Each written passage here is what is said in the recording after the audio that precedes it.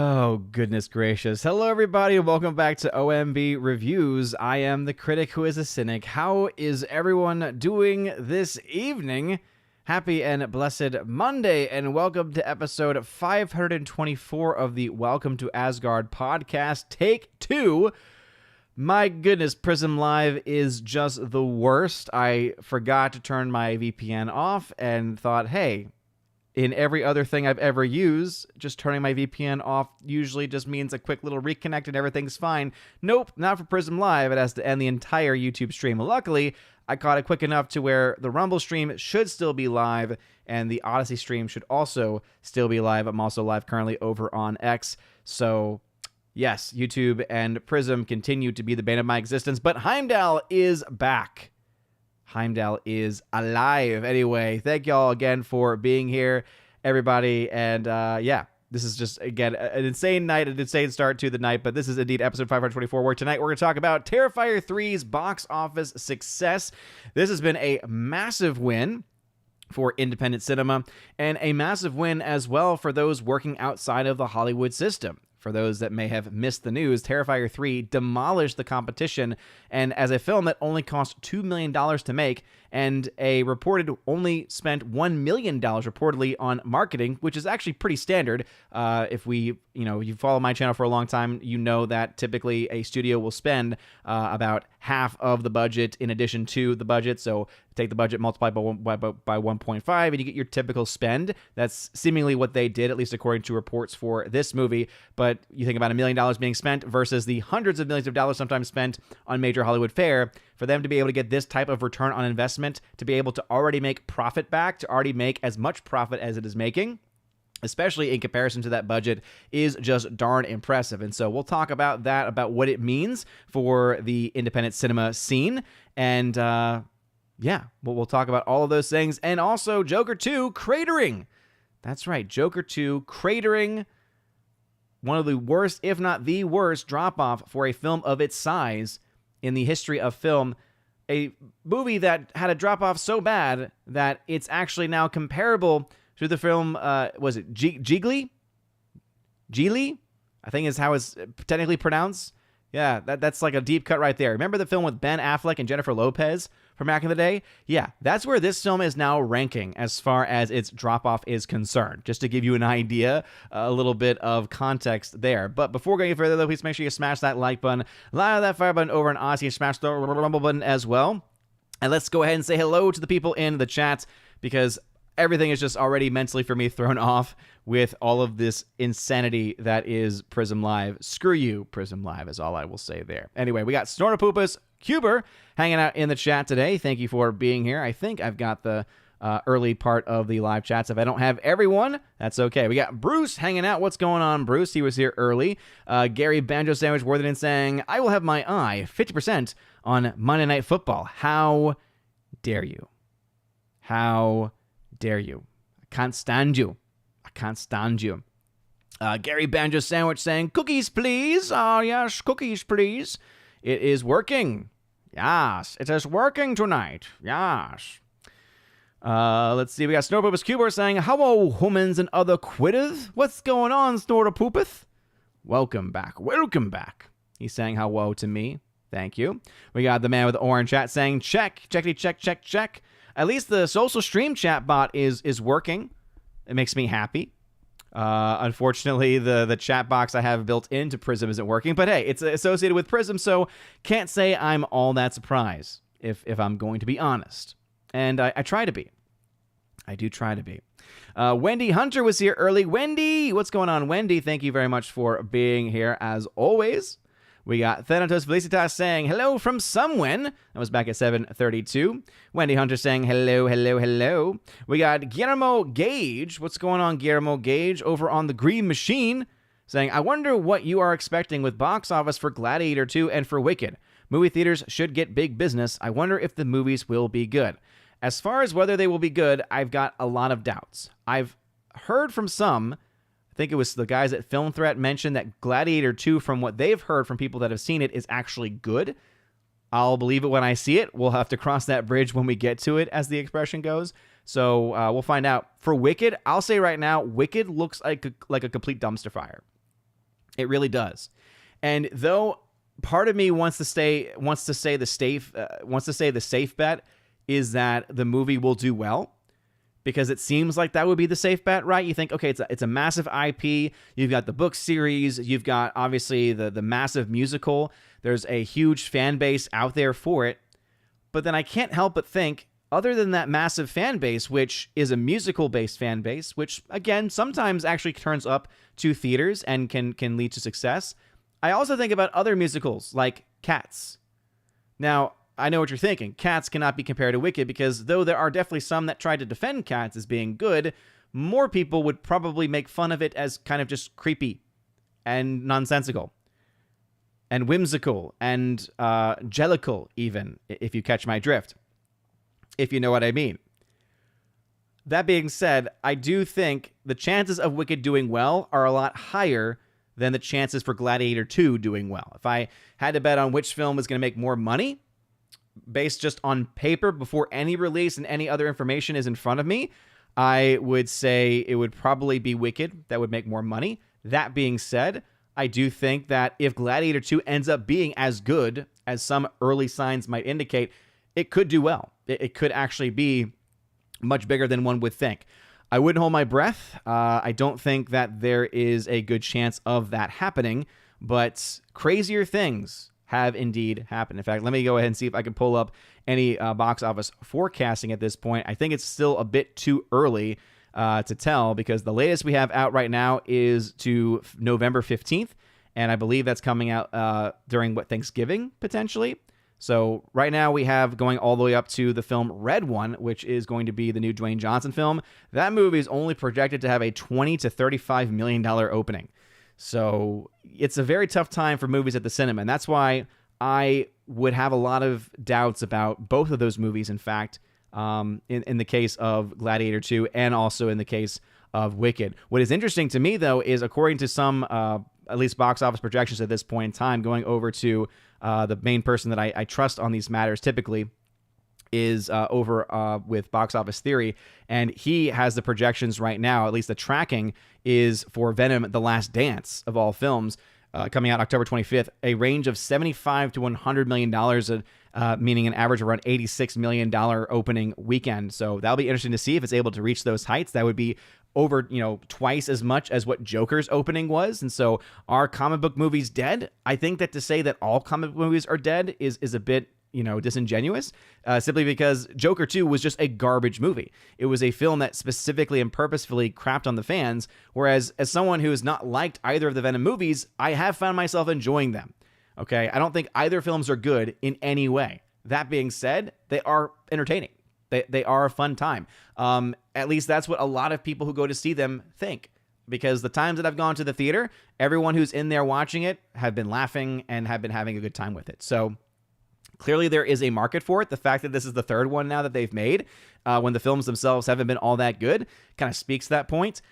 Projections for the long-term domestic is around $173 to $222 million. And so, this film could be a $200 million domestic run, and that would be pretty good. In today's market especially, that's not half bad. We'll obviously do comparisons of the actual movie compared to the other films. We'll adjust for inflation. We'll look at ticket prices when we get to it, but we still have a little ways to go for that one, about 10 days, a little over 10 days for that. But since the question was asked, that is what the current state is. All right, let's get my chat window back up because I have to use this one. Guillermo Gage again saying, also, I think both you and I think the Barbenheimer phenomenon was kind of wasted on two lousy final products. People wanted to wish the movies themselves to live up to the meme energy. Yeah, the meme was a lot better than both movies. I think that even people who may have liked one or the other would have to admit that, would have to be honest enough to say that neither one really lives up to it. I know that there are many Nolan fans out there that like to think everything he does is magical. I just don't believe that is the case. Dunkirk, I think, is a very boring film. Tenet is a very underrated film, in my opinion. Though I will say with Tenet that anyone whose complaint is, I can't understand what's being said, that's a completely valid complaint. Because the sound design and the sound mixing on Tenet is garbage. It is really bad. The only reason why I enjoyed it was because I understood what was going on. Because people warned me, hey, by the way, you can't understand anything being said. So when I went into it, I thought I had that in mind, and so I went in with my hyper-focus, and my hyper-focus was able to pick up everything. But not everyone can do that. So, all criticisms of that movie are completely legitimate, even though I do think the film is overall better than a movie like Dunkirk, for instance, or especially like that of Oppenheimer. Oppenheimer could have been a good film, but it got a little bit too pretentious for its own doing. Oh man, this is an interesting name. Taylor Swift greater than Disney, Star Wars, and MCU and Doctor Who. Wow. That is a mouthful, Taylor Swift. I'm just going to call you Taylor Swift from this point forward. We got J.S. Pena saying, ahoy, ahoy to you, J.S. Pena. Jeremy Zakowski, evening Odin and a happy Columbus Day. Indeed, a happy Columbus Day to you as well. None of this other modern day nonsense. All right, it is Columbus Day. It's an important holiday for many, I believe, Italian immigrants who have a strong connection to what Columbus did in his exploits. There's also some, obvious connections to the fact that we would not exist, really, in our modern way of being without the founding of this country, without the discovery, I should say, of these lands. And so, yeah, absolutely happy Columbus Day. You're never going to hear me shy away from that. Screw the modern nonsense surrounding all of those things. All righty, let us see. All right, here is where the stream kind of went crazy. King of Rumsky says, it says 27 seconds left. Hopefully everything is working now. Let me actually get this other chat box, at least to the live updates. There we go. Laura, short, the modern Major General. What's going on, Laura? She's waving. By the way, shout out to Laura. She got my son, baby Thor, I guess we could say. He's just little guy Thor now, little boy Thor. He had his 4th birthday yesterday, and she got him a Sleepy Godzilla. And he loves it. And it was really cute the first day he got it because it actually went to him to school. He gets to bring one of his stuffed animal friends with him for nap time. And his tried and true bunny, which he always brings essentially, he decided to bring Sleepy Godzilla instead. So shout out to Shorty Short for that amazing gift. Thank you again. GMike76, hail to you. Jeremy Zakowski also saying evening, Odin. Rob D, hello, Odin. Heimdall is getting his revenge on you, it looks like. No, he's back. He is back. No, that was just Prism. Hashtag blame Prism. Thanatos saying, hello again. Hello to you. Thank you for being here. Appreciate it. Heartbreak Ridge is a member on the channel saying, hail chat, hail to you. No boomer mode here. It is literally just the actual software. If anyone is going to be, boomering implies that one does not understand the technology. Just say it. Let's see. Master of Gaming. In Terrifier 3, Art the Clown does terrible things to children. I'm not defending Terrifier 3 as a movie. I'm simply talking about it as a cinematic triumph from the point of view of finances. Okay? The fact that it was able to get into the theaters outside of the Hollywood system and the Hollywood distribution system especially is really impressive. It doesn't matter if I like the film or if, in this case, I have no interest in seeing any of the Terrifier movies. And I think that is obviously, grotesque. That being said, I do think that there are many worse things portrayed in movies that deal with kids rather than that one. There was a movie I watched only the first 15 minutes of because it was recommended by the fellas over, at least one fella over at Film Threat, Mr. Chris Gore, who recommended the movie The Coffee Table. And boy, oh boy, the twist in that movie or the main terrible thing that happens in the movie, it's related is all I'll say, but it made me quit the movie. I said, nope, I'm done. Can't do it. And to me, from what I've heard about Terrifier 3, it doesn't sound like it does nearly the same thing, even though it might be more graphic. But again, you won't hear me defending it. I'm just saying, right, as far as financials are concerned, Terrifier 3, there is no denying how impressive that movie is right now. All right, we got Luke Zilla, excuse me. Luke Zilla saying hello to you, Luke Zilla. Amber Chamberpot is also hanging out in the chat. We got Forever Sci-Fi, who's a member. Forever Sci-Fi, probably the longest YouTube member, I believe. Hail to you, good sir, for your continued support and membership. Snortopoopus, hello, again. Hello. Nearside Cyclops saying, hey, y'all. Oh, hey, y'all. As y'all can see, Heimdall is indeed back. Forever Sci-Fi is a legend of Asgard. You are indeed a legend, good sir. Orange Hat says, dang thing gave me 6 ads. What, on YouTube? That's weird. I try to make sure that the mid-credit thing, it has you have the option to turn on auto credits. I don't have that turned on. So that's weird. It's weird. Mr. Winkster saying, I thought Terrifier 3 was a Christmas movie release. I'm so out of the loop. It definitely plays that way, at least in the marketing for it with the, Terrifier with the Santa Claus hat.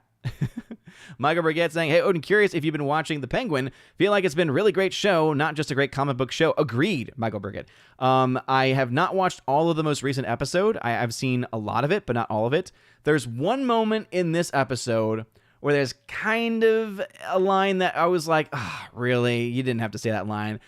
Basically, the character played by Christine Milioti, who is a phenomenal actress. She's playing the daughter of Falcone, and she's great in the show. But she has this line that she says, it's like a flashback sequence, and she says a certain line to the Penguin character, to Oz's character, and it has something to do with like, well, because of what's between your legs kind of thing. And it was just subtle enough to where I don't think it's going to really impact most people's viewing of the show. But I definitely think that it was a line that I was like, I really hope that's the only time there's anything like that in the show.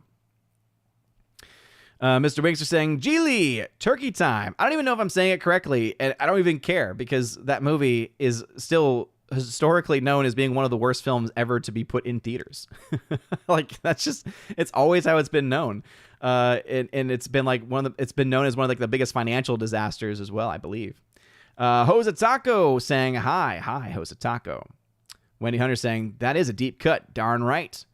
Mr. Wingster saying, Geely, turkey time. All right, got that in order now. Jimmy A. What's up, Jimmy A?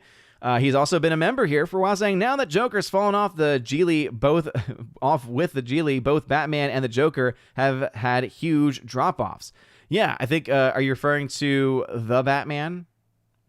I believe that would be correct, but it's been a long time since I've actually looked at the numbers for the Batman. I was not personally a fan of the film, though I am a huge fan of what they are doing overall with Penguin. Let me see if I can pull up the box office numbers there. It wasn't huge. Maybe I'm missing some context here. Yeah, according to thenumbers.com, the second weekend drop-off for The Batman was only 50%. That's actually a pretty good drop. An opening weekend of 134, second weekend of 666. That is pretty darn good. Yeah, $765 million is what The Batman made worldwide. It made 3.8 times its budget. That's a financial success right there. It's not the biggest hit in the world, but it is a success nonetheless. So maybe I'm missing some key context clues. All right, let's see. Forever Sci-Fi saying, my brother loved Jiggly. I, again, do not understand. He always had poor taste in movies despite working at Blockbuster. It honestly is the kind of movie that Alex McCarthy would enjoy. Shout out to Alex McCarthy. I know that he's still in recovery, but a shout out to you, good sir. Because when we think about bad movies, we always have to think about Alex McCarthy. He's the king of bad movie enjoyment. Master of Gaming, do you have interest in We Live in Time and Goodrich? Haven't heard of Goodrich, so no. We Live in Time, I have seen the review for that from, I believe it was Film Threat that did the review for that. It deals with some topics that could be a kind of a turn off for me, but maybe. Last week was awesome because I had the week off, and so I had time to actually watch content. Typically during the work week, I don't have as much time. Let's see, Rob D. Warner Brothers and Lionsgate are both going to write a book called What Happened by the end of this year. Lionsgate for sure. With Warner Brothers, their story, their year has not been a complete catastrophe. I'm trying to, let me see if I can pull up some of these numbers here. It's unfortunately doing market share and things like that. Oh, wait a minute. This is upcoming releases. That does nothing for me. But I spit at you. Okay, if I put 2024, is that going to actually give me a list of things? This just says domestic box office summary. All right, because their story is not completely bonkers or not completely terrible. All right, there we go. Let's go ahead and pull this up. And let's get this chat off the screen. Sorry, I'm having to take extra steps. So obviously, Disney has the two biggest films of the year as of right now with Inside Out 2 and Deadpool Wolverine. But Warner Brothers did have Dune Part 2 in that bit of the mix. Beetlejuice probably is, on paper, one of the biggest successes that they've had this year, to be perfectly honest. because remember, Dune Part 2 cost a lot of money. So if we take Dune Part 2, that one made 3.7 times its budget. So the film actually was, on paper, successful. Now, I would want to dive into those numbers a bit deeper because it did have a much bigger cut internationally, and that always can, affect your bottom line. But in a world where you need to make about 2.5 to 3 times your budget, that, profit is profit, and so that would be profit. Much more profit has been made by Beetlejuice, I will say, just again because of the difference in the budgets there. 4.2 times the budget for that movie. And let's see, you also have Godzilla. So this is the one that is, I cannot stand the Monsterverse, right? I cannot stand it at all. On paper, this movie was a failure. And again, I say that in the way of, okay, if you need to make around 2.5 to 3 times your budget, but you also keep in mind that the vast majority of the money for this movie was made in China, where you only get 25% of your cut. The movie on paper lost money, but we have not been told what the China take is for the Monsterverse movies. We know that there is a Chinese company that is a part of Legendary, is a part of the equation when it comes to the Monsterverse films, which means they get a better deal than most Western studios. But they have not told us what that deal is. In fact, the only evidence that we have of this is a random Chinese member of the company who had mentioned in an interview saying, yes, our deal is better than the 25% cut. That's like all we have. So that tells us, okay, is it, you get 26% of the box office, you get 27, because that's better than 25. And even if you read into it to say, oh, it's a lot better than 25, okay, so you get 40% of the box office, so it's like other internationals. That's still a huge cut of money that's not going to you. Now, it seems like on the actual, realistic side of things, this movie is likely making them a lot of money with streaming, with distribution of the film in different markets and things like that. And again, I'm sure that the deal that they have is a pretty good one, so it wouldn't surprise me if a huge portion of that is going back. But remember, if this is a Chinese influenced or owned company, that's money not going back to the company, it's going back to the Chinese Communist Party. So who is it really a win for? It's not really a win for the movie. It's not really a win for Warner Brothers. It's much more of a win for the Chinese Communist Party. Warner Brothers probably got a payday because they're a distributor of the film, and so there are fees attached to that, and obviously the big spending bulk is with the Chinese company and the other production companies involved, but has to be said, right? It's more of an asterisk, really, for being a financially successful film. I think on paper, though, as far as what you get back in return for your investment, Beetlejuice, I would say, is definitely up there. But they also have other massive flops this year, too, right? You have to... I'm trying to think of where these films are. Let's see. So there's Dune Part 2. Where's the movie? Oh, yeah, Furiosa, obviously a huge financial flop for them. Lionsgate has been much worse, though. That's why Warner Brothers is not in any type of positive state at all, but one cannot deny that Lionsgate is in a much worse situation. Much worse situation. Because they have not had a single success, to my knowledge. At least with Warner Brothers, you have some examples of successes and others where it's like, okay, probably some money got from this one. I don't think Lionsgate has that. Cthulhu, what's going on, Cthulhu? Hope you had a great Monday and enjoy each day. Absolutely, Cthulhu. Absolutely. Back in the swing of things, second quarter of school started today. King and Rumsky, might I recommend you add a meme to your soundboard that is calming and takes you to your happy place? I mean, if we were going to talk about a happy place for me, okay, I think that ultimately the one thing that always makes me happy is this. Time to see a real math magician at work!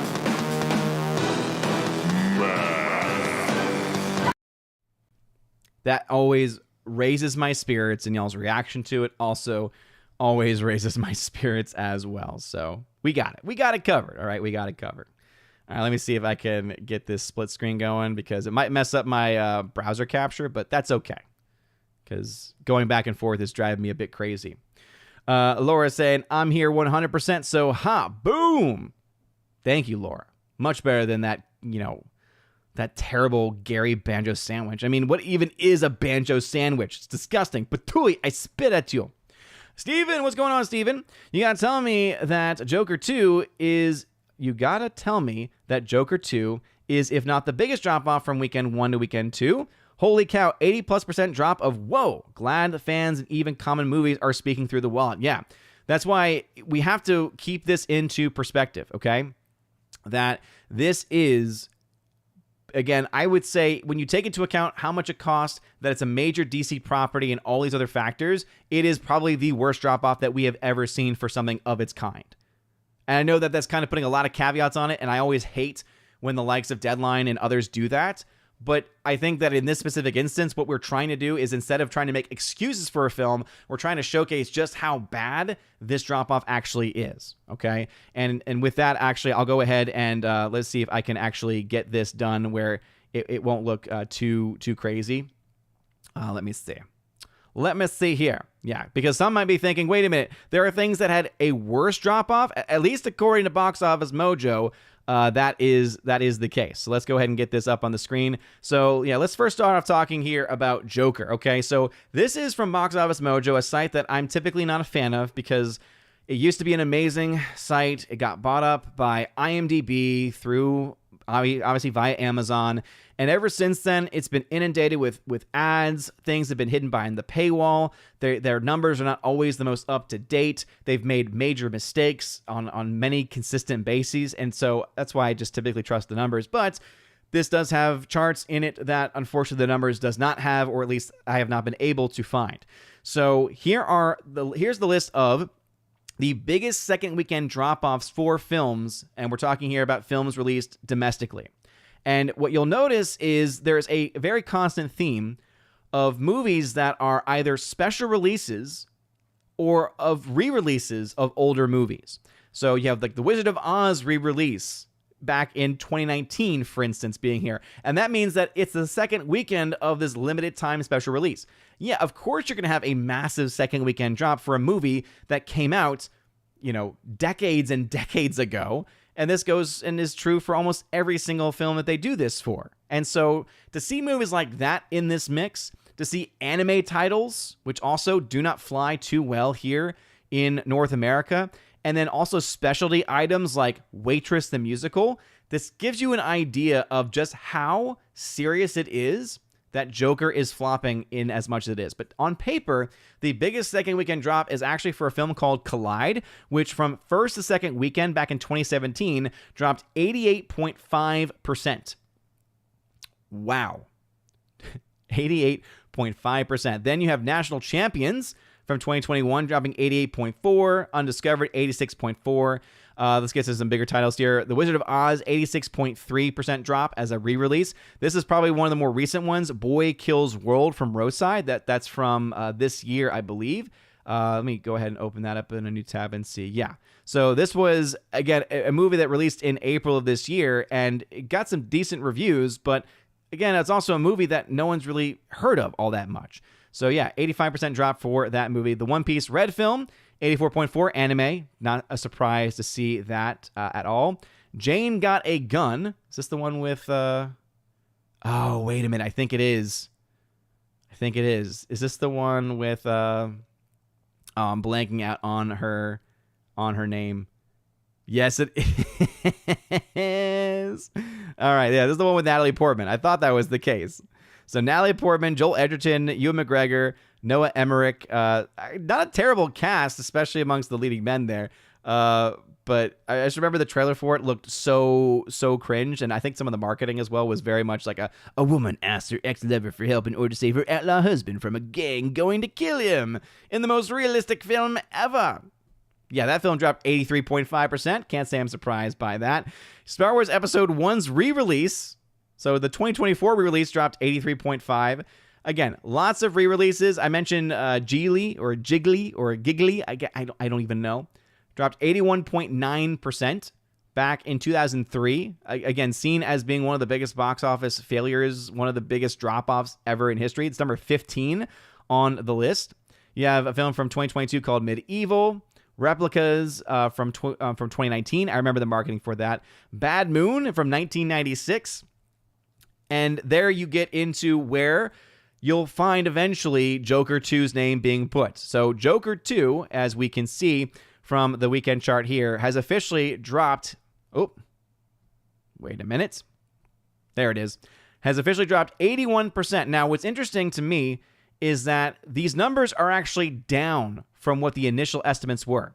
Remember that when the weekend ended, Joker 2 was actually in the number 3 position. But I mentioned this in my box office breakdown that I suspected once the actuals came out that I wouldn't be surprised if Beetlejuice took that spot. And sure enough, it did, right? Beetlejuice took the number 3 spot away from Joker, dropping from 1 to 4 in a time in which nothing new is really out except for this monster of a movie called Terrifier 3, a monster in so many ways, from a distributor called Cineverse. If you're like, what the hell is Cineverse? Yes, exactly. That's why it is really darn impressive to see a film made for $2 million that did not have widespread distribution through typical Hollywood marketing means, able to make $18.8 million. To make now close to $7 to $10 million in net profit after only one weekend, $7,500 per screen as a non-rated movie. That's the other key factor. We'll go into further details on Terrifier 3 and why this is so impressive. But it does have to be said in connection with Joker 2 because it just, again, showcases how awful the numbers for Joker 2 actually are at this point. So 81%. So if we go back to that chart, because we love charts here on OMB Reviews of the biggest second weekend drop-offs, right? Just if it is a flat 81%, that would put it at the number 20 spot for the biggest box office drops of all time. Now, because this did get adjusted down, part of me wonders if it's actually closer to 82+% in an actual drop-off. If that is the case, then we talk about this movie getting a lot higher on this list, okay? We're talking about it getting close to potentially the top 10. Regardless, though, this is one of the biggest box office drops in the history of cinema. So since things have been recorded in this way, it is in the top 20 of those movies.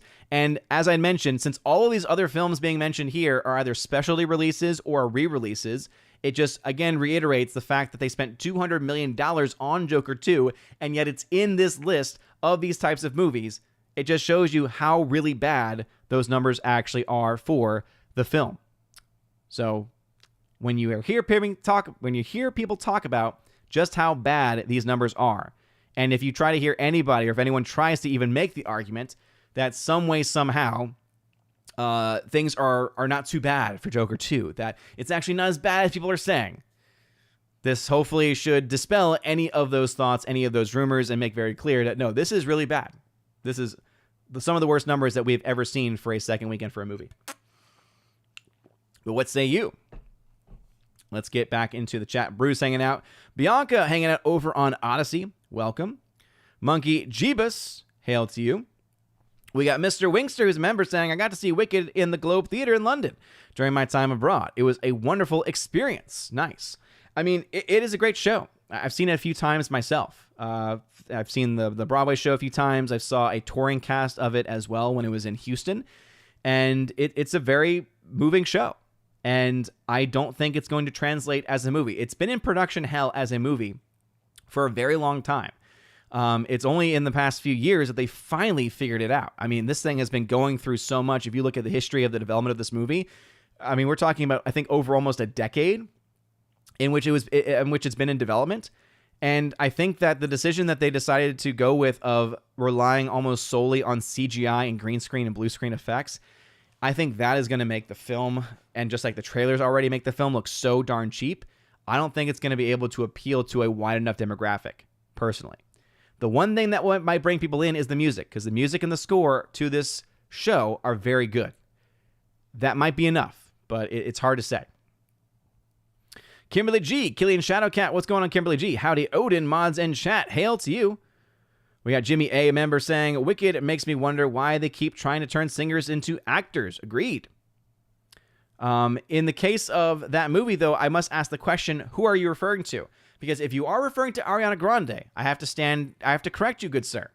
Ariana Grande was actually going the Broadway route. That was her career trajectory. I actually saw her in a production of something called 13 the Musical on Broadway. I saw Ariana Grande on Broadway. Before she became this crazed pop star, she was a regular, ordinary theater girl. And she, very, very talented and had a lot of potential, obviously. And people saw that potential. And she obviously became a Disney star on a couple of shows. And then eventually became a major pop star. Unfortunately, that tends to be the case sometimes. But she has actually a very good voice. She actually is very talented. So she was an actor before she was a pop singer. So it must be said in that way. If there's other people that you're talking about there, I would probably agree. Orange Hat saying, yeah, Odin, my mother had interest in the Cats movie. Then she watched it and was not happy about wasting her time. Yes, Jellicles can and Jellicles do. Cthulhu, after seeing Cats after many moons since the first time, it is the epitome of overrated. Oh my gosh, yeah. My wife had always joked about watching Cats, and one night we decided just to try, and watching her reactions was one of the best things ever. It's a movie that's worth watching to see other people's reactions if they've never seen it before, because it is a trip, let me tell you. I still think the best thing that came out of Cats is the trailer that they made for it. They turned it into a horror movie. So they took the same song, the same music that was used in the Us trailer. If you remember Jordan Peele's Us, the trailer was actually very effective because of the music. And they took that soundtrack and instead applied it to the footage from Cats, and it's brilliant. It works so well as a horror movie. Master of Gaming, Gladiator 2 has a budget of over $300 million. Yeah, so even if the film is good and does better than expectations, that's still a very far hill to climb financially. That means that you have to make, oh, goodness me, I mean, up to $900 million to break even. That's just insane. That's insane. We're talking about like $750 to $900 million just to break even on that movie. I don't see it doing that kind of money. I could see it doing better than expectations, but that's a way high bar. Lexa Dendy, what's going on at 754 saying, ahoy, Odin. Sorry, ahoy, oi. Odin, ahoy to you. Guillermo Gage, well, you did not say Oppenheimer was lousy, but overrated a bit. 200 character limit here. Agreed. It is not a terrible movie, but it is very overrated, for sure. And I would say that there are parts that I despise. There are parts in there that are completely unnecessary and are just, to me, the byproduct of a very pretentious filmmaker. And again, I say that only in that specific instance. In most films, I think he oftentimes is able to avoid that pretentious nature, but it's on full display in that movie. Luke Zilla at 754 trying to say, Gladiator 2 biggest issue in terms of box office is that massive production budget. Agreed. Hardwick, they've announced a Ready or Not sequel. I like the first one, but I'm not really sure where they could go in a sequel. The story seemed pretty one and done. Yeah, I mean, they do establish that there's this interesting ending of the movie where you find out why it is that they are putting this girl through what they are doing. And so because it kind of opens up this, what's the word for it? Horror, sci-fi type. I don't really know where to place it, but that level, kind of like monster level twist. You can obviously, now that that's a part and established in this world, you can tell a story of maybe a different person who might also have a similar connection. If they decide to continue it on with the main girl from the last one, that could, I think, absolutely run into some problems, I think. But yeah, that's the kind of movie where I think, one and done is where it should have been. I would actually agree with you. I think that, especially now that Joker 2 has come out, we would also say the same of Joker. It's like, just leave it where it is. Shorty Short, speaking of Gladiator, got to see Hans Zimmer live last week. Well, after a 2-hour delay because of a bomb threat. Thanks, Oakland. Fantastic show. Dang. Wow. Well, glad you got to see it. Sounds awesome. Luke Zilla, Deadline has Venom opening to 70 million domestic currently. Yeah, so it sounds like a range of 70 to 100 million. That would be pretty good. Mr. Wingster, Ready or Not was fun. I like Samara Weaving well enough. Again, I thought she did great in the movie, and the movie was so much better than I thought it was going to be. It's definitely up there for biggest surprises of the year for me, for sure. Or for the year it came out, I should say. Jimmy A., I personally think Oppenheimer was really good. Just one of those movies you have to be in the mood for great acting. Not for me. Not for me, dude. I think there is great acting, Jimmy, for sure. The acting is not the problem with that movie. It's elements of the story, and more specifically, the storytelling. The way in which the film is shot, the way in which the story is told is very quintessential Christopher Nolan, I guess you could say. But the moments that get me beyond anything else are the completely unnecessary nudity scenes. They serve no purpose at all to anything in the movie. And whenever I see those kinds of moments in a film, I cannot help but think, what kind of depravity is going on in the mind of a director who says, yeah, you know what this movie needs? This. No. It's not to tell any other major story plot elements. Like there's nothing that you need from that scene that you cannot at the same time accomplish, if not even more effectively accomplish, with lines of dialogue or with just general interactions with persons. So yeah, I don't think it's a good film. Forever Sci-Fi. The superhero movie isn't dead, but releasing multiple per year is a practice.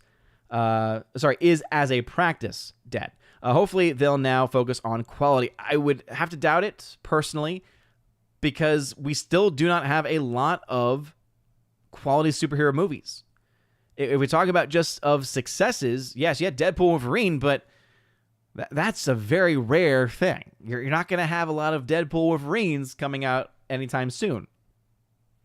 Orange Chat, have you watched Tenet since then? I had no audio problems when I watched it. I have not. I've not actually watched it, but I've heard some say that they have had the audio problems, so it's hard to say. Let's see. Again, if you have a comment or question, just put @Odin at the very beginning of your comment. @Odin. It lets me know you're trying to get my attention, unless you are a YouTube member, in which case your membership gets you the ability to just speak your mind, and I will highlight those comments automatically, unless I see you're talking to somebody else. Carl Jacobs, what's going on? Kaylee Chow. Hail to you. I believe Kaylee Chow was here too early, but I did see some comments from you earlier. Everyone's fine, as usual. And tonight I had some leftover pizza, actually. Mr. Wingster, well, now Carl is just blaming women for his failures. Oh, there it is. Forgive Your Mama over on Green Machine. The Columbus and Bugs Bunny cartoon is great. Thank you for the tag. 1Bridge11. Do you think EVS is trolling when he says he liked Joker 2, or is it just a moron with no taste? Honestly, it's so hard to tell these days. Because it honestly could be one or the other, or you know what? It could be both. It could be both. I just don't care anymore about it. Heartbreak Ridge, time to say, are you going to see Conclave? I'm really going to need to hear a solid Catholic opinion on that one. I was initially going to, and then the word came out, because it is based off of a book, and so people dove into what the book story is about, and let's just say that the twist that happens at the end is something to where I do not want to invest any time in that movie to get to that conclusion. So it's not at the top of my list of things that I want to see anymore. And I'm really happy that that was spoiled for me, because I think if I had actually been in a theater and had experienced that live as the twist is coming forward, I would probably have walked out of the theater and been very mad. So I have no intention on seeing it. Doesn't mean that I won't see it, but I have no intention because of that nonsense. Agreed. Most movies are degenerate now for sure. Cthulhu, why are you blaming prison? Did your wife let you out of the house and you ended up in the Husco again? Wait, what? Sacre bleu! The deadly poke of Zorro. Sacre bleu! What's up? Saying Yoden. Mr. Wingster, Odin, you missed my 1-year member milestone. I only wanted to make you proud, and you ignored me. Oh, well, thank you for being here, Mr. Wingster. And I'll go ahead and highlight that again. There you go, Mr. Wingster. Does that make you feel special? Does that make you feel special, Mr. Wingster? Thank you for being a member for 12 months in a row. I'm proud of you. I'm proud of you. Bianca Zombie. What's going on, Bianca Zombie? Hollywood is run by Epstein's and Weinstein's absolute degenerates. Agreed. Forever Sci-Fi, thank you very much for using your 54-month membership, now the Army of Asgard level, for that highlighted comment of use them or lose them. This is true. If you don't use your once-a-month free highlighted chats, you indeed lose them. They don't build up over time. 1Bridge11, time to say, do you think the Daily Wire would submit Am I Racist for Oscar consideration for Best Documentary, even if it's just trolling? Oh, yes, I do think.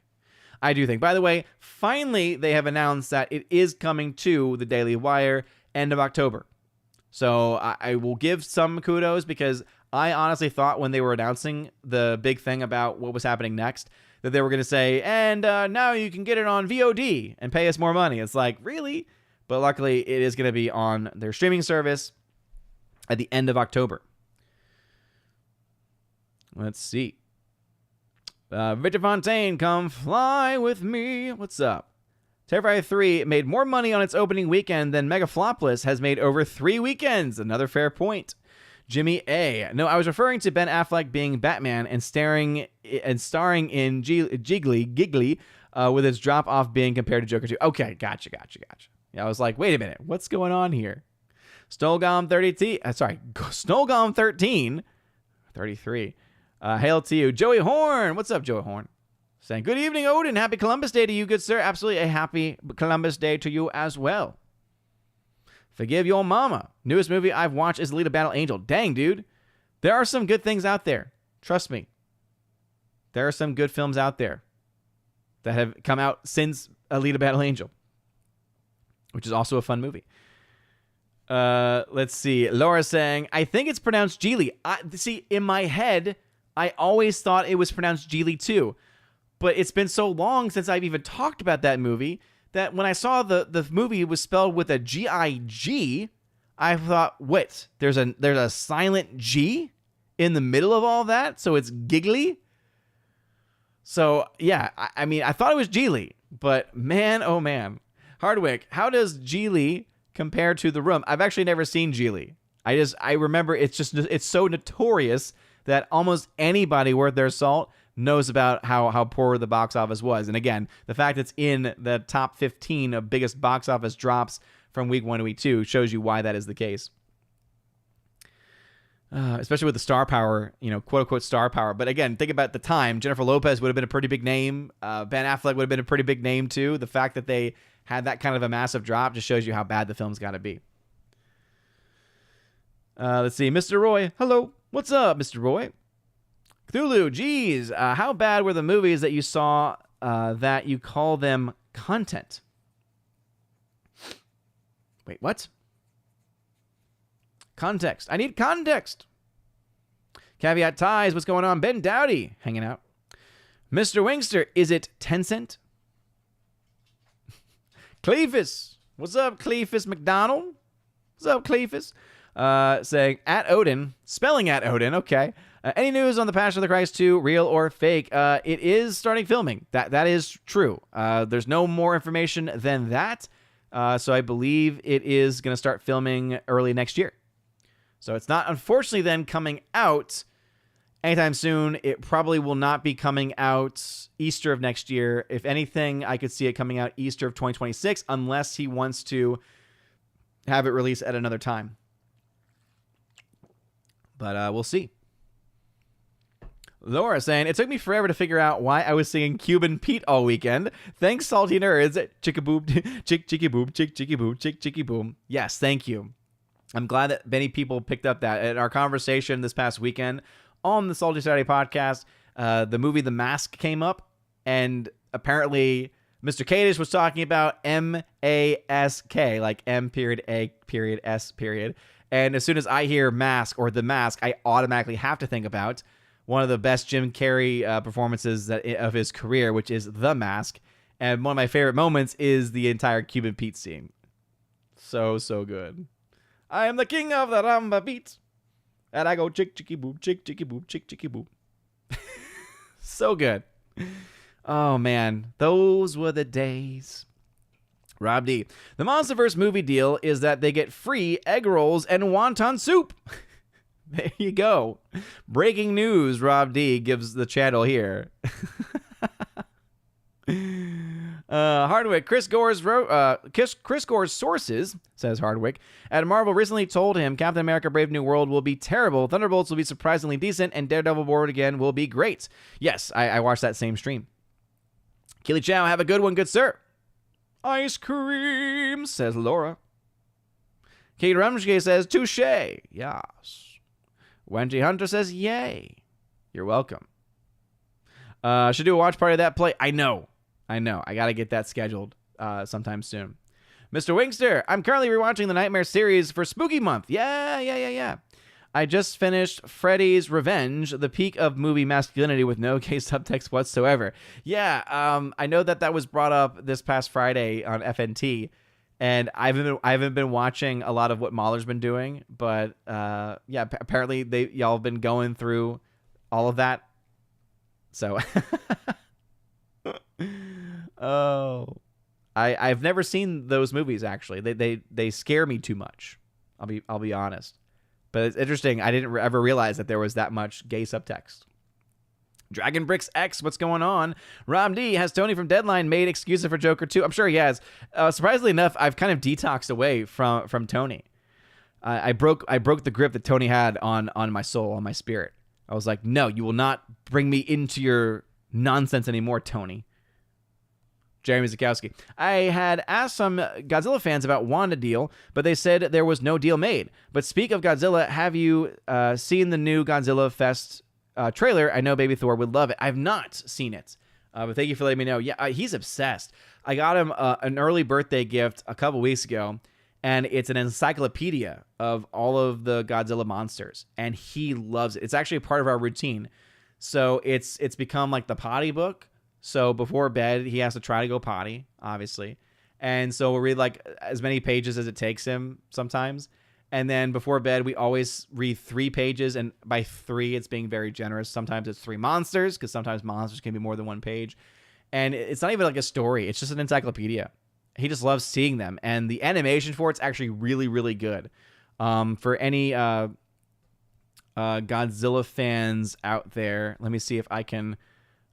find it real quick. Let's see. Godzilla Encyclopedia, because it's actually a pretty good book. There's one major caveat, though, especially if you're getting it for anyone where there might be kids. But it's called Godzilla the Encyclopedia by Shinji Nishikawa. Unravel the Depths of Godzilla. So I'll go ahead and post that for everybody in the chat.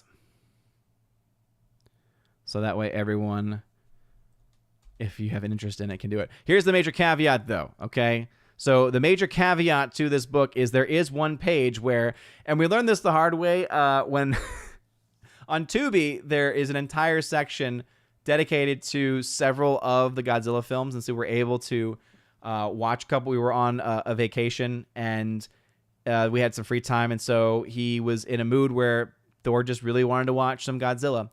And so I believe it was Godzilla versus Mechagodzilla, or no. Or was it Godzilla versus Megalon?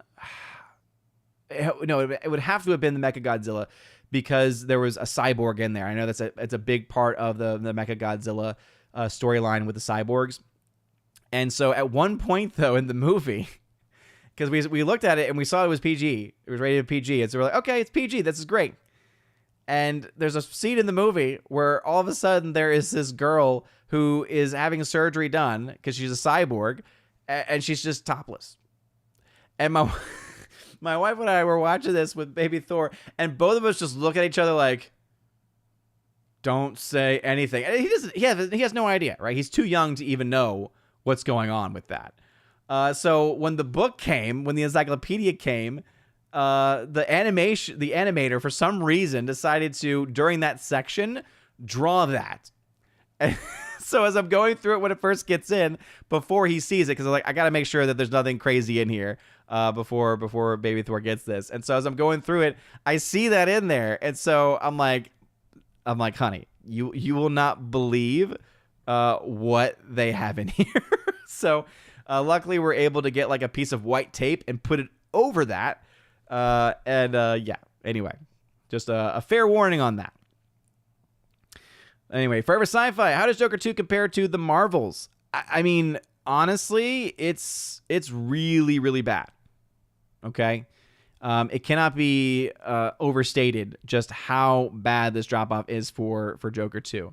Let me go ahead and see if I can find the Marvels information here, because it's tracking behind the Marvels domestically. The only thing that could potentially save Joker 2 from being a worse total box office than the Marvels is going to be those international numbers. Because even Marvels, Even the Marvels had a 70 only had a 78% drop. Only. Joker 2 had an 81% drop. Marvel's 78% drop. But even Marvel's made $10 million in its second weekend, whereas Joker 2 only made $7 million in its second weekend. But I remember I did this in the box office breakdown from this past weekend, and I had the comparison chart. Let me see if I can get that pulled together real quick, because I believe last I checked the daily numbers comparison between the Marvels and Joker 2 has been abysmal. Like, it's not even too close. Yeah, here it is. All right, let me go ahead and pull this up on the screen right now.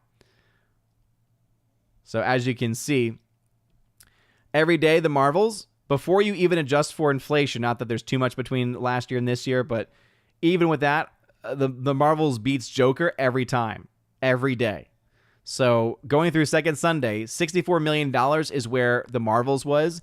Joker 2 is only at $51 million. Remember this, okay?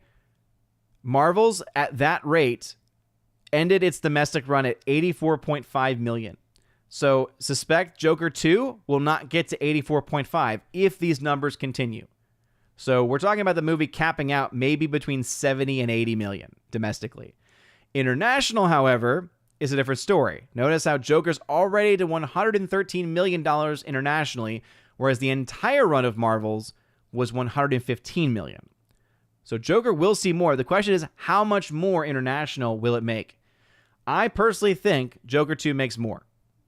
But the fact that it's even going to be close, that we're even going to have the discussion on global totals being comparable, and the fact that we can say there's very little reason to doubt that the Marvels will have a higher domestic run than Joker 2 speaks volumes. Speaks volumes to what's going on and just how bad this is for them. It's awful. All right. Let us see. Hardwick saying, I've seen Boy Kills World. I was optimistic because the trailer looked good and there were some positive reviews, but it's horribly written. Might explain why the hold wasn't that bad. Sorry, why the hold wasn't that good. Nearsighted Cyclops, Cineverse was created just to distribute Terrifier 3, though I'm guessing they will do 4 too at this point. Okay, I figured it must be something like that, either as an independent production company or a distribution company that got involved, or they created one. So that makes a lot more sense. But yeah, the Terrifier 3, let's kind of get into this a little bit here. Let's get into the weeds. So why is this impressive for Terrifier 3? Not only was the film only shot for $2 million, not only was the marketing reportedly only $1 million, making $18 million means you're already making profit. You're already doubling, more than doubling your budget, more than justifying making another installment and being able to even pay for it right now. And this movie is still not done. This movie will still make a little bit more money. I think the drop-off for week 2 could have the potential to be high because it is very niche in its audience. It's only reaching out to very specific audience members, and that's not a very large group. They're a group that's much more likely to show up on your first weekend rather than on your second weekend, though seeing it twice, seeing it more than once could be high amongst it. People that want to see the film succeed, want to send a message to Hollywood potentially, could be the case. The most impressive thing about it, though, even beyond those things that I've just mentioned, is the fact that it's an NR movie, meaning it's a non-rated movie. The reason why this is so impressive is because typically, if you were to make a movie that had no rating, a movie theater in the past would not be touching that movie. Because of the deals they had with the studios, because of how powerful the MPA once was, the Motion Picture Association, without having that little rating next to your movie, can make movie theaters very nervous. Because what that means is that they have no way of really verifying that the content will be appropriate for any given audience. Right? When you have an R rating, it's very easy for a studio, or rather very easy for a theater to say, we know what to do with an R-rated movie. You can't go to the theater if you're this age, after this amount, after this time. These people can't get into the theater anymore, things like that. when you have an NR, a non-rated movie, you have to know a lot more about that movie, and then you have to make a special protocol for whatever it is that you're going to do with that given movie. Now, what they've been able to do in the case of Terrifier 3 is they, by creating this distribution network, it seems, according to Nearsighted Cyclops, were able to work directly with individual theaters. So whereas a Warner Brothers or Universal or Sony or Disney, they have their own arm of distribution that can work out these deals to book theaters. In this case, you had the movie itself, this very, very small movie, able to create almost whole cloth out of thin air, this company to push their movies into theaters to be able to work out individual contracts with theaters. Normally when this happens, we're talking about a non-rated movie, an outside of Hollywood movie, maybe getting a handful of theaters. Typically the independent theaters, the mom and pop theaters that might still be running, the ones that are known for showing indie horror films, the ones that are known for showing just indie films in general. But when you're now at 2,500 screens, which is what Terrifier 3 is in, you're talking now about major players. AMC, Regal, potentially even Cinemark as well. I think AMC and Regal were the bigger players here. It's showing us, though, that this company, which is not an established company, this brand, which is not really an established brand in any, sense of the word as we would often think of it, was able to break into the Hollywood system and was able to act independent of the Hollywood system. Think about it almost as something similar to labor disputes.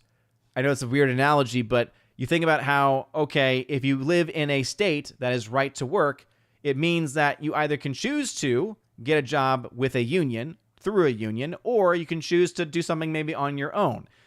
And maybe the argument is made of, oh, well, you'll never make it on your own because our union is very powerful.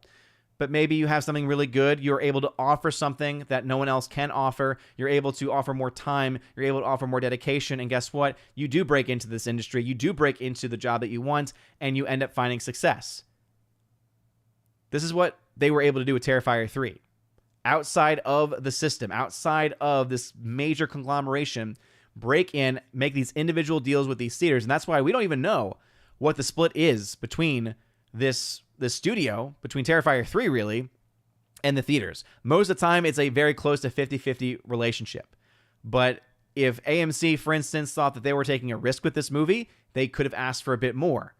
Doesn't really matter what the split is, though, because even if the people behind Terrifier 3 gave the theaters a little bit more than what might be typical, the return on investment is still very, very strong, nonetheless. So we're talking about a very impressive showing for Terrifier 3, but also the importance of this movie breaking in and breaking through the machine, as it were. It's also telling movie theaters now, it's telling AMC, it's telling Regal, guess what?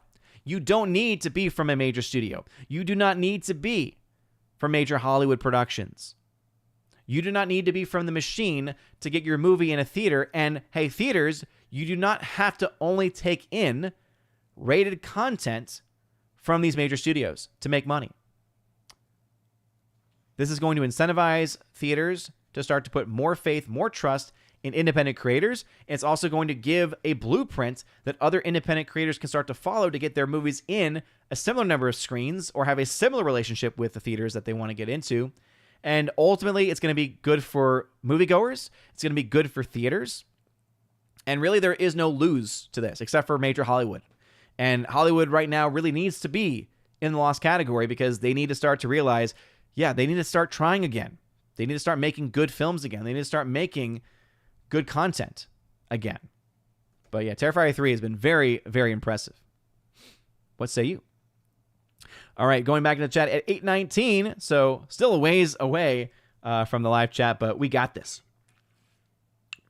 Let's see, Wendy Hunter saying, thank you for showing how bad the drop was. No problem.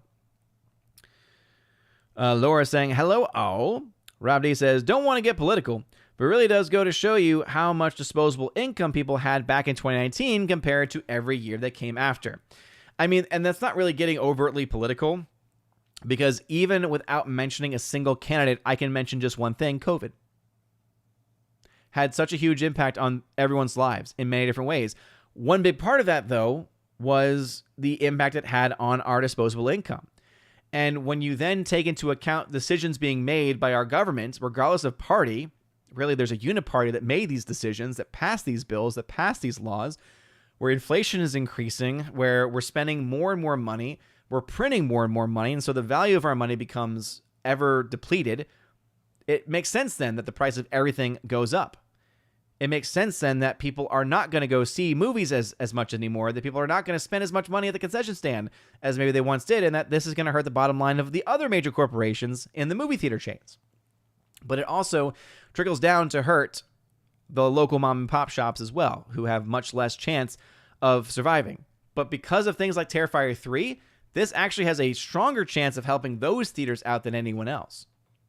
Because if a theater is able to put itself on the map, for instance, as a place that is friendly to more experimental content, to be more friendly to more original content, that could be a game changer in many ways. Wayne Hunter says, I've actually never seen Wicked. It's actually not a bad show. Carl Jacobs, our culture is doomed. I made a joke about Vito Corleone to some 20-somethings and received only blank stares. Oh, yeah. But this is also cultural differences too, Carl. So we can't be too overly harsh with them. I'll make movie references sometimes in theaters, and I'll make movie references sometimes in my classes, and sometimes my students will just stare at me like, "Yeah, I have no idea what you're talking about." I for instance, asked who has seen Taken, and until I said, "Oh, the meme, right? The video of I will find you, I will kill you." That was when it started to kind of make sense to them. Like, oh, yeah, I've seen that. Or I've seen clips of that. It's a scary world. But it is also just different generations as well. It's like I have terrible 80s knowledge, but that's okay. That's fine. Jeremy Sikowski, I nominated Odin's wife for Raven Awards for Best Facial Reaction. If only that was actually a category. Let us share. Jimmy A at 827. I agree about the love scenes in Oppenheimer, but they were such a small part of the movie. It didn't ruin it for me. It did for me because they are still in the movie and they are so completely unnecessary. You cannot help but ask, really, what's going on with Nolan? Like, what would possess him to put those things in the movie? Richard Fontaine had to say, I'm already hearing other channels, aka Campia, trying to sell Wicked and Gladiator 2 as the Barbenheimer of 2024. And it's just that kind of reaction, Victor, that's going to turn it into the the non-Barbenheimer. Barbenheimer was what it was because it was a natural and organic process. When you are going to try to force something, it's not going to work. A great example of this, and also that sometimes memes don't work, cannot just always save your movies, is the fact that you can look back to the amazing little film that all of us love, that all of us enjoy, because it is the greatest film that's ever existed. Of course, it's Morbin time, right? Morbius. This huge online meme comes up of it's Morbin time, right? And the studio catches on to this. And so they decide, oh, we're going to take advantage of this. And so we're going to put our movie back in theaters. And guess what? No one saw it. Because if you try and force the issue with any of these things, it's not going to work. It just does not work in the modern age in that way. So if they're going to try to create this artificial AstroTurf, it's also not going to work. You need to have movies people are actually interested in to a large degree. Wicked, you might have that. I'm sorry, you just don't have that same level with Gladiator 2. Even if you're someone like me where you hated Barbie, you hated Oppenheimer, there were a lot of people interested in Barbie. There were a lot of people interested in Oppenheimer. So it makes sense for that to be a perfect storm. Not so much with Wicked and Gladiator 2. Hardwick. The Ready or Not sequel is set to star Samara Weaving. Ready or Not is already very similar to the 2017 Samara Weaving movie, The Babysitter, which was good but got a bad sequel. Interesting. Guillermo Gage, The Puffs Play. Real mathematician at work. Math. I love it. So good. Icthulu, what was going on with that movie, We Live in Time? How on earth did they make that much off of 5 theaters? I honestly, when I saw that you mentioned that, I didn't even have a chance to look. I didn't even notice it in my coverage. So my guess is this, okay? So it's made $225,000 and it's only been out for a week. So basically that means it is only been available, let's see, I can't do mental math, so 4, 8, 12, 16, 20. So that means that it was only in 5 theaters. So if we account for, those are likely in New York and LA, they were likely in markets where there was a lot of interest in it, that's where you can get to that kind of a number. So yeah, the only time you ever get to a $45,000 per screen is if you have basically only 5 theaters available, right? 5 or 6. I think 5 would do it based on the numbers that we have. But yeah, because you think, whoa, that's an insane per theater ratio. It's like, well, yeah, if you have a new release coming out in only a few theaters and it's got some intrigue and some interest in the markets, that can happen. So that's how I think that happened. Heartbreak Ridge, that tells me what I need to know about Conclave. Thanks. Yeah, absolutely. Which is sad because it actually, the trailers make it look like, man, this could actually be a pretty intriguing Catholics-oriented film made by non-Catholics. Again, I was not expecting it to be some, huge endorser and supporter of the church by any means, but I was maybe suspecting, oh, this could be a really cool drama that is connected to church elements. That could be cool. But yeah, the twist that I've heard about is just... Jimmy A. On a side note, have you seen the go back to the club scene from Megalopolis? Hilarious out of context. Nope. But sounds great. Orange Chat. The Daily Wire should also reach out to companies like Fandango at home and other digital retailers to release their media products. The option alone would get them more revenue. Agreed. But if we've learned anything from them, they just make the weirdest decisions that don't make a lot of sense. Abomination. Oh, and they even have a couple of lines in the movie about how to pronounce Geely. Oh, well, there you go. Dragon Bricks. Odin, it was pronounced Geely. I'm old enough to remember the media making fun of the movie and J-Lo. Yeah. Let's say even I, who was not as into movies then, still remembers. Forever Sci-Fi. Ben Affleck started high with Good Will Hunting, and it's been mostly downhill since. Agreed. King and Rumsky. Do you think they will make a Meg 3? Thoughts, comments, concerns? I sure hope not. I sure hope not, King and Rumsky. I think I broke down the financials for that, and I think it's a similar story to what we saw with Godzilla, where because it had such a massive take, a massive showing in China, it's questionable as how much profit it actually made, but whether or not it had its own sweetheart deal is also something I'm not quite sure of. It wouldn't surprise me, though. At this point, why not? They shouldn't have made a Meg 2 in the first place, so might as well make a Meg 3, right? Let's see. Cthulhu, you said with the week off you got to see some extra content that you wouldn't if you were working full-time. Oh, okay. Thank you. Yeah. I don't know why I said it that way. I think it's because I was thinking movies, but then I was also able to watch shows and some YouTube and listen to podcasts and stuff. So altogether, I would call that content. Heartbreak. Okay, I braved the internet and read about the twist in the Conclave novel. Facepalm. I know, right? Like you hear that twist and you think, what in the hell were you thinking? Like that's the dumbest thing that you could ever do. Laura, was Ben Affleck in Clerks also? I think he had a small part. I know he was in Clerks 2. And the one that I always appreciate him in, I honestly forget if he was in Clerks 2. I feel like if he wasn't in it, he'd be that one. But the one I always love is Jay and Silent Bob Strike Back. That's just still such a funny movie. So many quotable lines. Let's see. Laura, Cuban Pete would be a fun cosplay. Oh, yeah. I'm the king of the Ramba beat. Short. Wasn't Affleck in Clerks? Again, I think he may have been in Clerks, if not Clerks 2. Gary Banjo Sandwich, got a new list on the horror on Critic List. Have a look. No, I'm not, Gary, because I bet it's a bunch of 50% movies. You troll. Hardwick, I wonder if when anyone mentions Geely to Ben Affleck, he gets angry and yells, "Why did you say that name? Why did you say that name? Rachel!" He should. Martha. Abomination. Owen lets his kid read about monsters before bedtime. Such a terrible parent. Oh, I'm so terrible. So terrible. Dragon Breaks tag to say, the Toku Shotsu channel has old Godzilla movies playing on repeat in one of their live streams. Nice. Mr. Wingster, everything is better with more boobies. No, Mr. Wingster. Get your sick mind out of here. Abomination, Odin, oh great, now he's going to grow up thinking those things are a sign that the girl is a cyborg. No.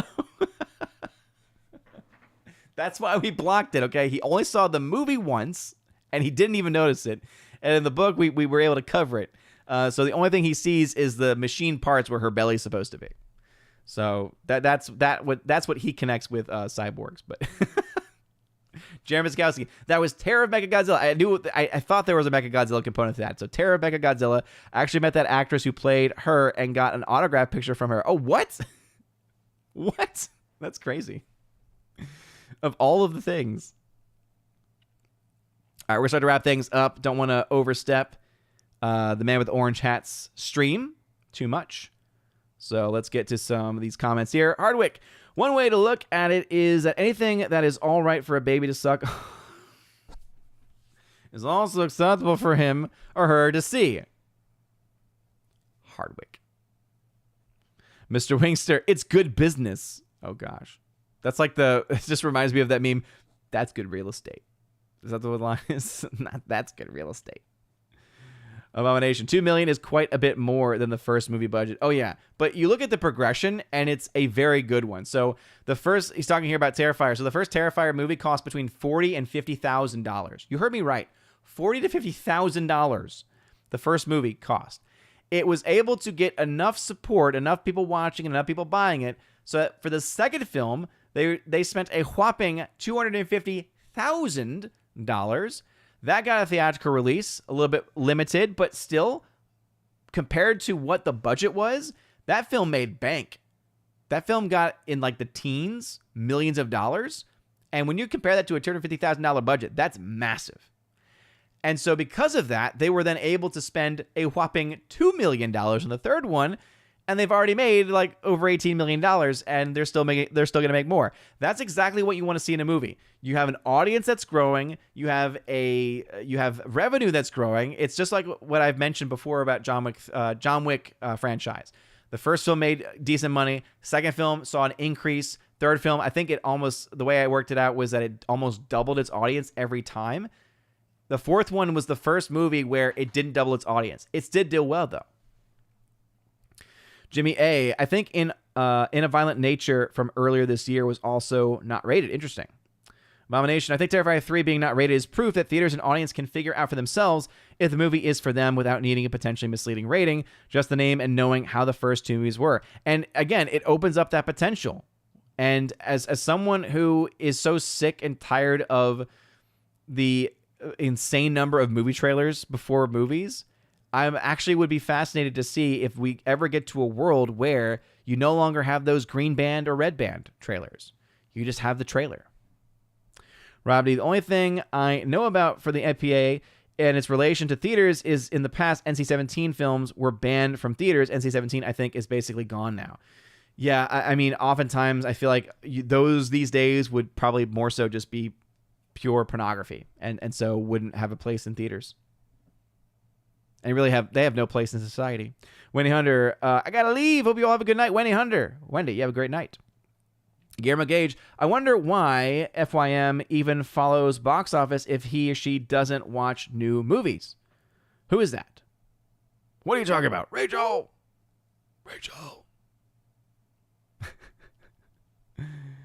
Caveat ties. I'm gonna make a movie. Do it, man. Have a good Monday Night Rants Orange Chat. We're wrapping things up here. Gary Banjo Sandwich saying Conclave is a lock-in at the Vatican pub. Gosh, sure hope not. Jimmy, I don't think they should make a Meg 3 since they could never top the cinema that is Meg 2. Jimmy, no! You've just made Kincaid and Rumsky's night by hearing that.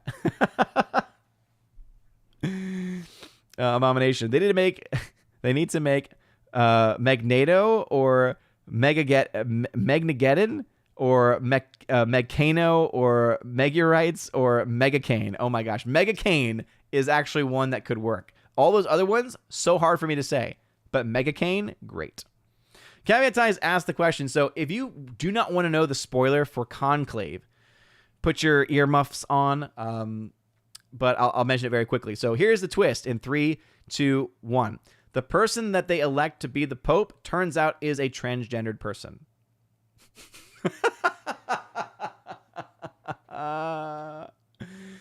You can't make it up, people. You can't make it up. Gosh. Basically, like, they're going into the person's background, and then they realize, oh, you went to this specific clinic, and oh, wait, turns out they're actually a biological this, and yeah. Yep. That's all that needs to be said. The T. Yep. Abomination says, oof. It's free real estate. That's what it is. It's free real estate. Rob D, $40,000 to $50,000. You couldn't even more the guy. You couldn't even pay. Is it supposed to be pay the guy, move the guy that brings the donuts for the munch for that much in Hollywood? Yeah, seriously, like that $40,000 to $50,000 for an entire movie is insane. Even for the second film, $250,000 is insane. Cthulhu. Because I remember, I never got to see any. I have not seen any of the Terrifier movies, but I only know about them because it was a couple of years ago for the Raven Awards. Someone nominated Terrifier 2 for Best Low Budget Movie, and it got nominated for Best Low Budget Film because it cost $250,000. So Lord knows that this movie, Terrifier 3, will also probably get nominated for Best Low Budget Film of 2023. Of 2024. Laura saying, have fun storming the castle. I'm out of here. Thanks for the stream. Good times, Laura. Thanks for being here. King Ed Rumsky, the Meg 2 fan club grows. How dare you. Megzilla. Cthulhu, wait, isn't that how the first female pope was elected? That's what they're going to try to say. Oh, gosh. It's like, seriously, you just... The hatred towards the church is just never been more clear. And you look at that trailer and you think, man, this could have been a really cool political intrigue, faith intrigue type of movie. And instead it's like, nope. Jimmy A. And here I thought the twist of Conclave would be Mr. Beast becoming the Pope. Nope. Instead, it's the person that used to work for Mr. Beast becoming the Pope. Or whatever the heck that situation is. All right, anybody. So, Hardwick, I looked up earlier in the stream. Apparently, the character was born intersex, not deliberately transgender. It doesn't matter, Hardwick. It's trying to push that same ideology. So, again, I don't play those games because even though I can understand the distinction and the difference between a T and a so-called quote-unquote intersex, I'm sorry, but in today's world, if you're putting that kind of nonsense into a movie about the church, we know exactly what you're trying to push. Okay, and it's ridiculous. Okay, Laura saying, "Get in trouble."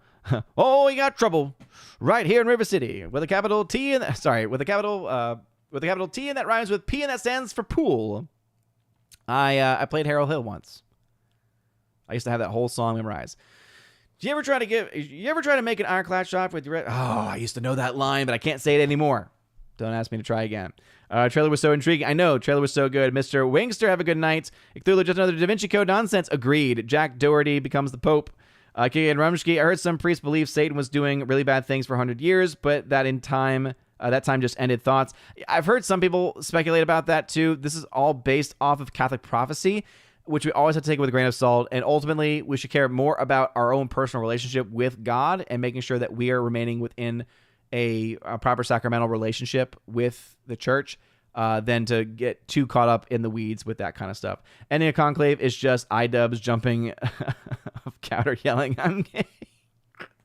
Okay, with that being said, everybody, we're going to go ahead and wrap things up there. Thank y'all very much for watching. We talked a lot of things. Terrifier 3 is just doing amazing stuff at the box office. And, of course, Joker 2, massive catastrophic failure. Thanks for putting up with the false start today. And with all of that being said, Gary Banner Sandwich, Worthington saying, Tubi has Terrifier 1 and 2.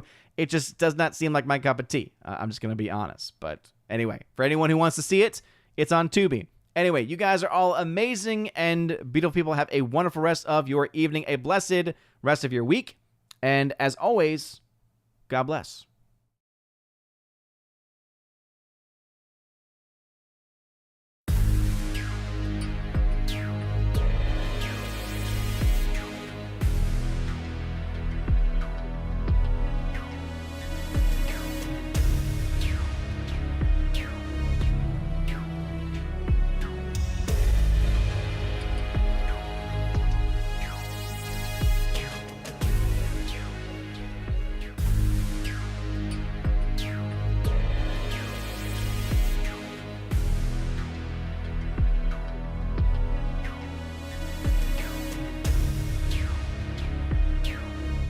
And now for a huge special shout out to all of my Chosen of Valhalla members, starting off first with my people on Patreon, Father Luca Illich and Miss Martin Muses. Check out her YouTube channel by the same name, Miss Martin Muses. Also to my Subscribestar people, Matt317. Check out his Twitch channel by the same name, Matt317. And also to the K-Man. Check out his website, xtheboundaries.co. And lastly to my YouTube member, Mr. Roy. Shout out to you, good sir. And if you want your name shouted out at the end of every live stream and video, check out the top link in the video description below where you get access to that. Also, you get access to a plethora of other things. You get your name listed at the end of every live stream and video, like you saw in those names that came up before this video started. And also access to a giveaways channel that I host over on the Discord server where I give away 4Ks, Steelbooks, Blu-rays, all kinds of stuff. So check that out if you're interested in that. Also, I have an exclusive podcast that I hold at least once a month, and it's always a good time, and you get extra bonus content with that also. So if any of that sounds interesting,